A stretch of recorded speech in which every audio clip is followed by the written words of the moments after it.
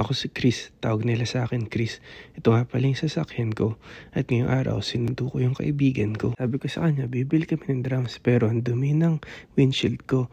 Kaya winasher fluid ko. Ayan na nga, pinandar ko na yung wiper ko. Pero low washer fluid na pala ako. Kaya nga ito, dali-dali pumunta na kami sa gas station para bumili ako ng washer fluid. Ayan, bababa na nga ako para maghanap ng washer fluid. Ayan, nakakita na nga ako ng washer fluid. Kaya kumuha na ako. At dali-dali na akong pumasok sa loob para bayaran.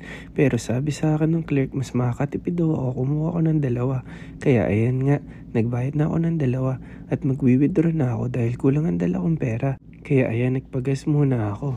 Ang gas ko nga pala ay premium. Medyo mahal nga ito. Umaabot ng $50 ng 3 araw lang. Kaya magpapakyut muna ako. Ayan na nga, $50 na nga. At nilagay ko na ang washer fluid sa loob ng washer fluid tank. At ayan na nga, inamoy ko, iinumin ko sana. Pero sabi ko, para sa sasakyan na nga. Pero ayan, natapon na dahil sobrang kulit ko.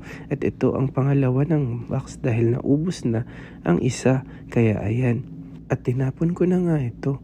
At pagkatapon ko, nilagay ko na ang natira sa aking trunk.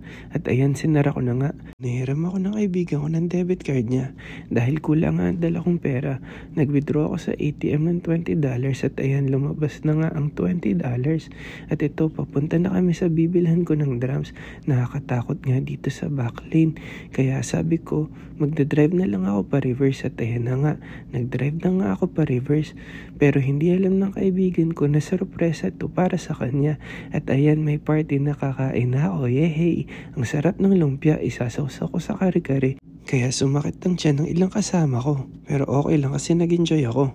At ito na nga, kumakain na nga kami dahil gusto na namin kumain. Kaya napakarami namin at napakasaya. Ayan, nag-enjoy na nga ako sa aking pagkain. May kare-kare, may kaldereta. At ayan, may sparkling juice, hindi yan wine. At ito pa ang mga ibang pagkain at mga ibang kaibigan ko. Kaya ayan, tapos na ang araw ko. Nag-check ako sa Instagram kung sino ba ang single. Maraming salamat!